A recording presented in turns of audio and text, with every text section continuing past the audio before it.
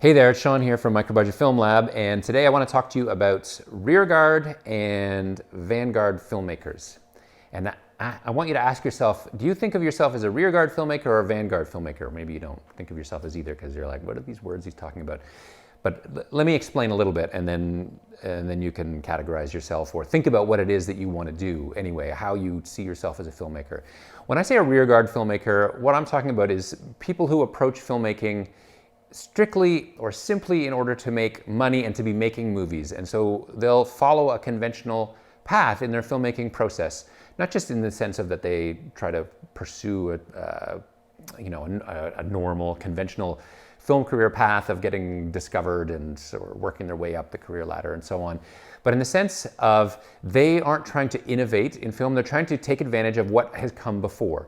So, I mean, Hollywood does it all the time, of course. They spend, they're conservative by nature because they need to make back large budgets. That $100 million budget and so on makes you conservative. You want to do what's been successful before because you need to make back a large sum of money. So you repeat the same thing. That's why Hollywood produces sequels and retreads and look-alike films and so on and so forth over and over again.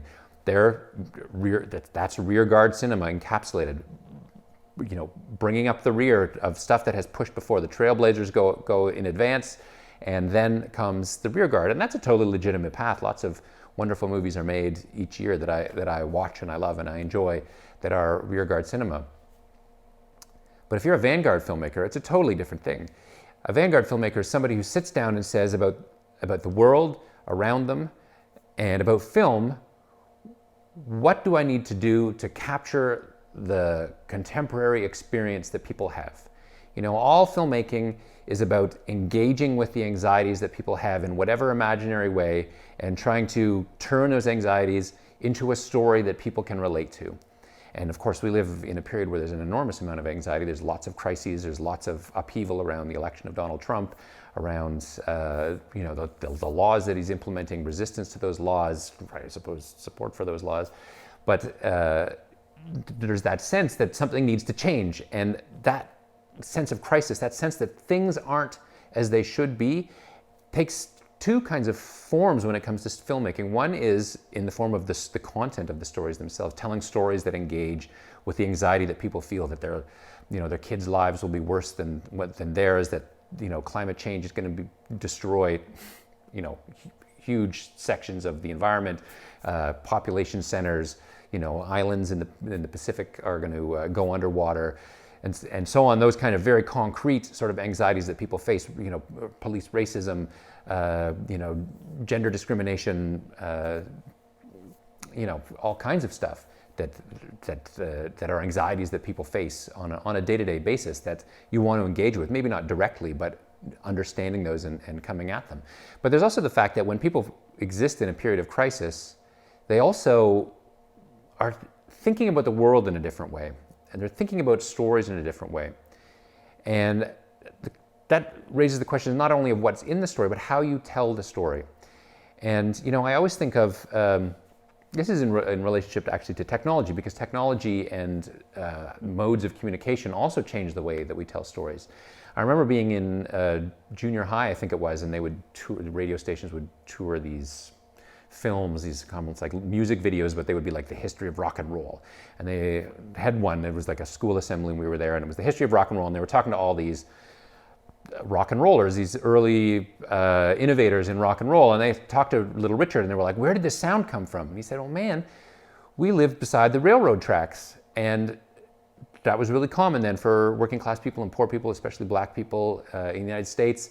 And what did we hear every day? We heard the sound of the train, and he makes that noise and he starts playing the piano, and he demonstrates how their lived experience created the form of music that became rock and roll. And it always has kind of stuck with me. There's really kind of, I don't know, for me it was sort of a big deal. And I think about that in terms of telling stories on film.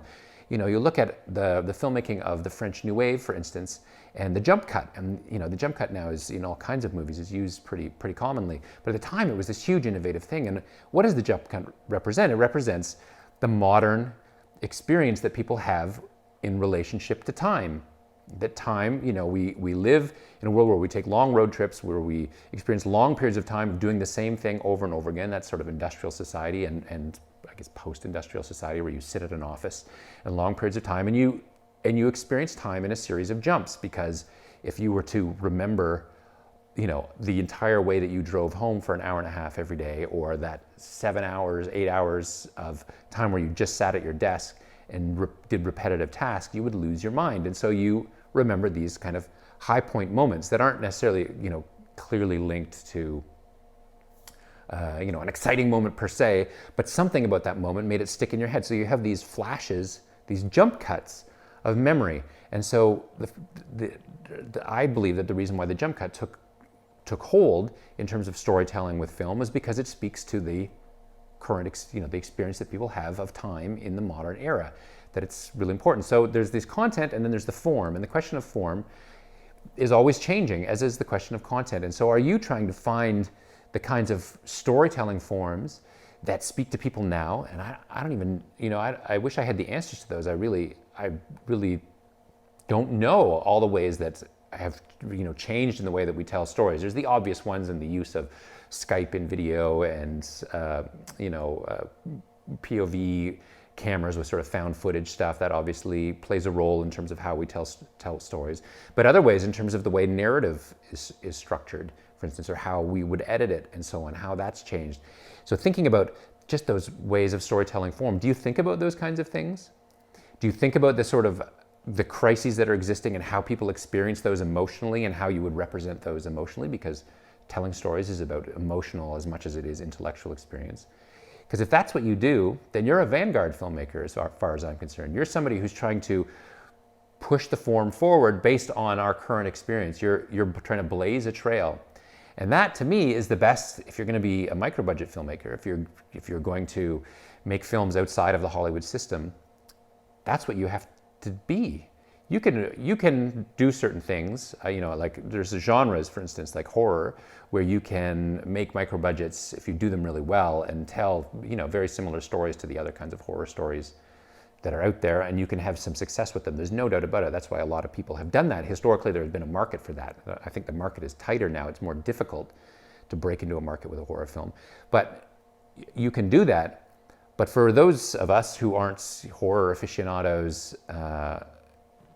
we really need to think about how to break the models that exist in order to get noticed. Not just because we want to be famous and make money, though. It'd be nice. I don't want to be famous, but it'd be nice to make money. Pay my bills on time every month. That would be a good thing. But also just because you want to be a storyteller. You want to tell the best, most relevant, most gripping, most moving, most original, because it will be the most powerful story as possible. And the only way to do that is to be a vanguard filmmaker. And the best way to be a vanguard filmmaker, if you don't have access to money and Hollywood ties and all the rest of it, is to make a micro-budget film, because then you don't have the money, but what you do have is you have absolute freedom, because you're not writing to satisfy a series of financiers and sales agents and distributors. You're writing to satisfy your urge to tell a story. So, which are you? Are you a rearguard filmmaker, or are you a vanguard filmmaker? And why? I'm interested to know.